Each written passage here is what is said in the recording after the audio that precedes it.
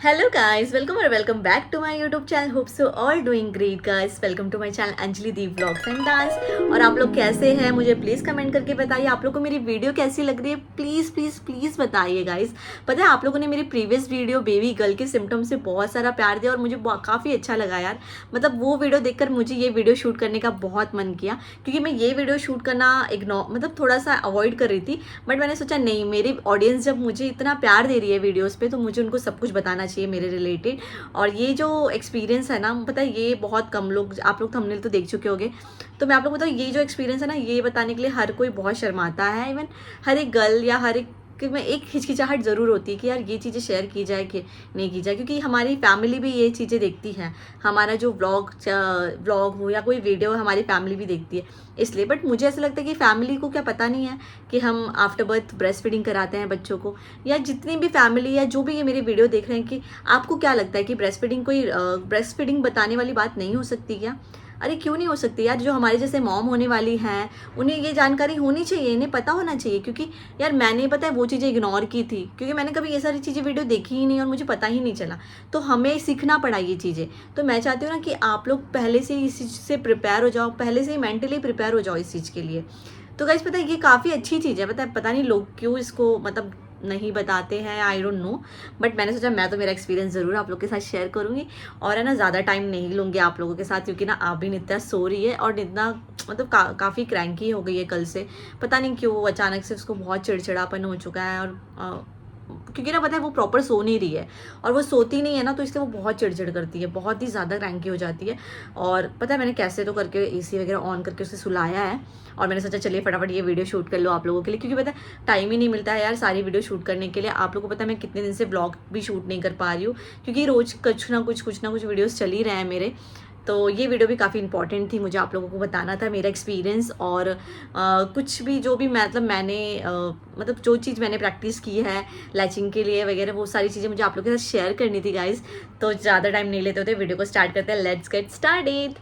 So hello guys, तो मैं आप लोगों को बता दूँ ब्रेस्ट फीडिंग मतलब ये ना बहुत ही अच्छा पल होता है यार, बहुत ही अच्छा पल होता है। पता है आप ना उन औरतों से पूछो जिनके बच्चे ना ब्रेस्ट फीड नहीं करते, उनको बहुत तकलीफ होती है, बहुत सैड फील होता है। पता है आपको पता है मैंने सिर्फ 3 दिन नहीं कराया था ब्रेस्ट फीडिंग, मुझे बहुत तकलीफ हो रहा था, क्योंकि जब भी नित्या रोती थी ना मुझे बहुत बहुत ज़्यादा तकलीफ होता है।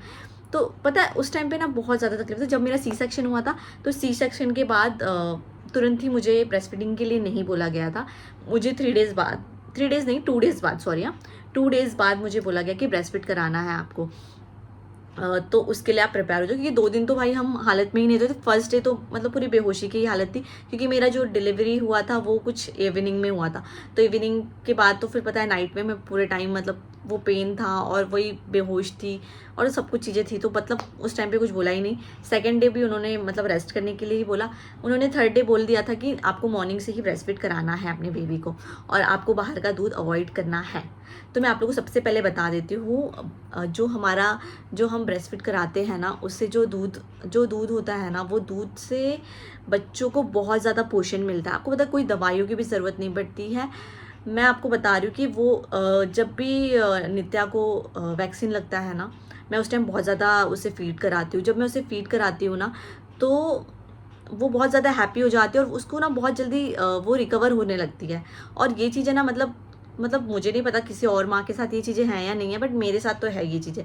तो मैंने सोचा आप लोग को बताऊँ। तो आप लोग ना ये चीज़ ज़रूर याद रखें कि जब भी आप ना वैक्सीनेशन लगवा रहे हैं या बच्चा बीमार है, तो उसे ना मतलब जितना आप फीड कराएंगे ना, उससे काफ़ी ज़्यादा अच्छा लगेगा। और वो ना थोड़ा हैप्पी, मतलब क्योंकि वो कहीं ना कहीं हमारे हर्ट टू हर्ट हम लोग टच हो रहे हैं, और इसलिए ना मतलब वो चीज़ें ना मतलब है कि भाई बच्चा ना काफ़ी ज़्यादा अपने आप से हम लोगों से क्लोज होता है। जितना वो माँ से क्लोज होता है ना, उसे उतना ही अच्छा फील होता है, क्योंकि उस टाइम पे वो बहुत दर्द में होता है ना। जब हमें भी कोई चोट लग जाती है तो हम कैसे बोलते हैं, अरे मम्मी अरे मम्मी अरे मम्मी। मतलब आज भी मुझे कोई चोट या कुछ तकलीफ हो जाती है, मैं जब भी मैं रोती हूँ या कुछ तकलीफ होता है, तो मैं सबसे पहले अपनी मम्मी को याद करती हूँ। तो गाइस ये चीज़ तो आप सब लोगों के साथ भी होती होगी, कि जो भी मतलब कुछ भी होता होगा तो आप अपनी मम्मी को ही मिस करते होंगे। कहीं भी हो, ससुराल में हो, मायके में हो, या कहीं भी XYZ जगह पे आपको कुछ हुआ, तो आप सबसे पहले आपका पहला वर्ड होगा आपका माँ का ही वर्ड होता होगा। तो बस इसी तरह ना बच्चों को ना अपने आप से बहुत ज़्यादा हम जितना अटैच करेंगे ना, वो उतना ही ज़्यादा मतलब बोलते हैं ना, वो हैप्पी रहेंगे।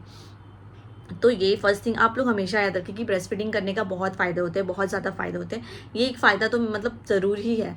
तो प्लीज़ आप लोग है ना, जितना हो सके ना उतनी पॉसिबिलिटी है फीड कराइए और अपना ही मिल्क दीजिए, क्योंकि बाहर का मिल्क से इतना ज़्यादा पोषण नहीं मिलता है बच्चों को जितना हमारे दूध से पोषण मिलता है। तो गाइज़ पता है ये चीज़ है। फिर लैचिंग का मैं आपको बता देती हूँ कि लैचिंग करना मुझे भी नहीं पता था, और मैंने ये चीज़ें कभी देखी भी नहीं थी वीडियो वगैरह।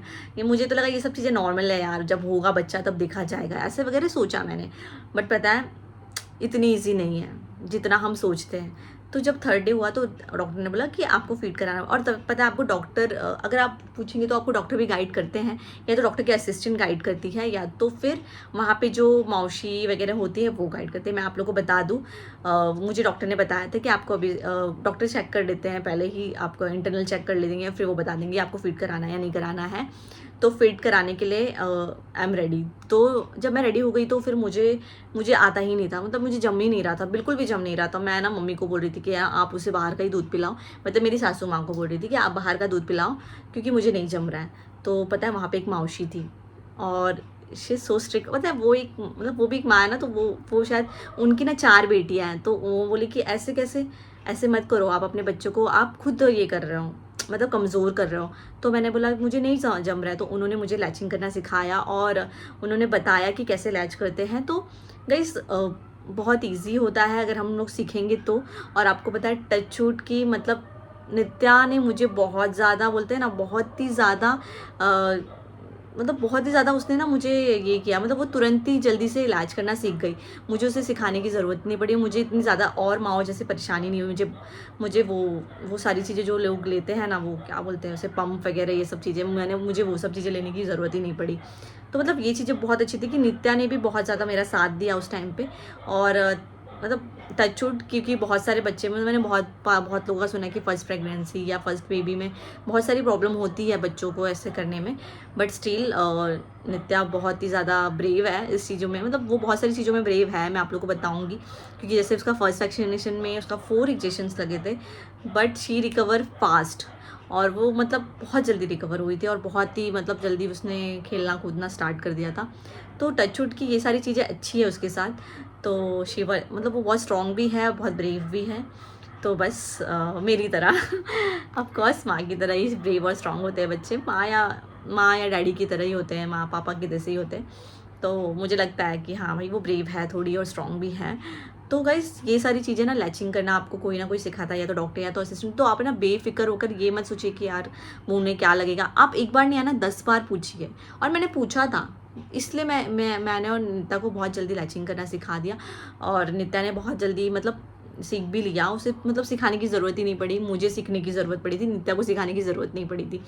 तो बस मैंने फटाफट सीखा, और मतलब थर्ड डे मुझे थोड़ी प्रॉब्लम हो गई थी, बट फोर्थ डे से मैंने स्टार्ट कर दिया था, और मतलब मैं अच्छे से फीड करा पा रही थी, और अच्छे से मतलब वो भी फीड कर रही थी। इसलिए पता है आपको, अभी तक नित्या 5 मंथ की होने वाली है, बट अभी तक वो बाहर का दूध नहीं पीती है। आज भी कोई भी प्रोग्राम हो, कुछ भी हो, मैं दूध ले लेती हूँ बाहर का, बट वो नहीं पीती है। और अगर उसने पी लिया तो उसे गैसेस का इशू हो जाता है। तो पता है मैं अवॉइड ही करती हूँ, मतलब अभी तक 5 मंथ की हो गई तो मैंने बाहर का दूध यूज़ नहीं किया था। सिर्फ वो 2 डेज़ उसने बाहर का दूध पिया था, उसके बाद से अभी तक उसने बाहर का दूध नहीं पिया। इवन बहुत सारे लोग मुझे बोलते हैं कि अरे आपको उसे बाहर का दूध पिलाना चाहिए, थोड़ा बहुत उसको आदत डालना चाहिए। बट मैं क्या करूँ यार, कोई ज़बरदस्ती तो माँ ऐसे करती नहीं है ना कि भाई वो नहीं पी रहा है या नहीं पी रही है, ऐसा वो नहीं पीना चाहती, उसे नहीं पसंद है।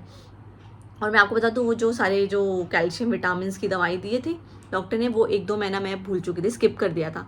बट लकीली नित्या को कोई प्रॉब्लम नहीं हुई है, कुछ भी नहीं हुआ है। और बस यही सारी चीज़ें हैं कि अपने दूध से सोचिए कितना फ़ायदा होता है ब्रेस्ट फीडिंग से।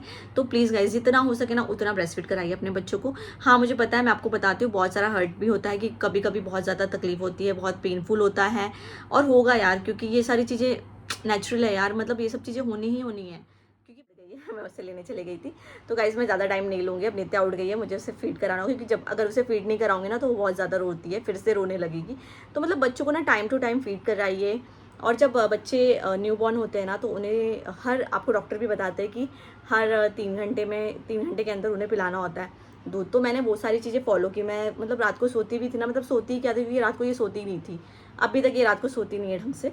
तो मतलब मुझे इसे फीड कराना, मतलब मुझे याद रहता था, अगर मैं कभी सो भी गई ना तो मैं बहुत ज़्यादा गिल्टेड होती थी कि यार मैंने इसे दूध नहीं पिलाया, इसे दूध नहीं पिलाया। तो मैंने बहुत ज़्यादा ध्यान दिया इस चीज़ों पे, और इसलिए नित्या जल्दी बीमार वगैरह नहीं होती है। और अच्छा है कि मतलब ये चीज़ें बहुत अच्छी है मेरे साथ। सो गाइज यही सारी चीज़ें थी कि लैचिंग से थोड़ी प्रॉब्लम्स भी होती है, बट मैं आपको बता रही हूँ कि आप डॉक्टर से कंसर्न करें, इस चीज़ को सीखें, क्योंकि ये चीज़ें सीखने जैसी है।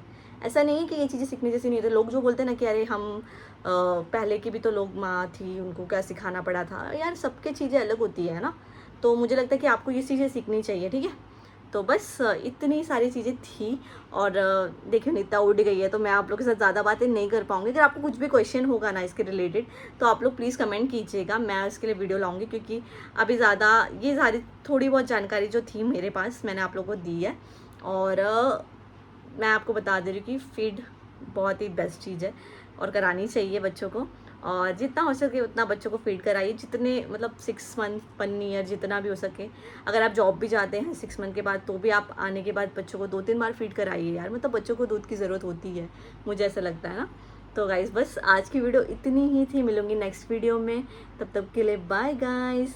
और चैनल पे नया आए हैं तो सब्सक्राइब करना बिल्कुल भी ना भूलें, और नित्या को बहुत सारा प्यार दीजिए। Bye bye.